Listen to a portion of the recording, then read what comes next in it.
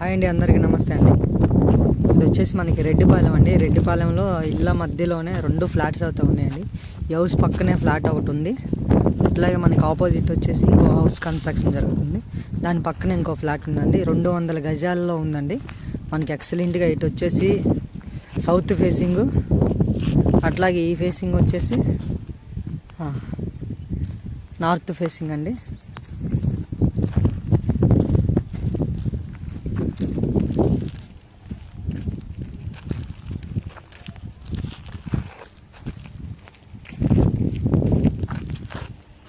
మనకి ఈ రోడ్డు వచ్చేసి 21 అడుగులు అండి. 21 అడుగుల రోడ్డు. మనకి దగ్గరలోనే ఇల్లు ఉన్నాయండి.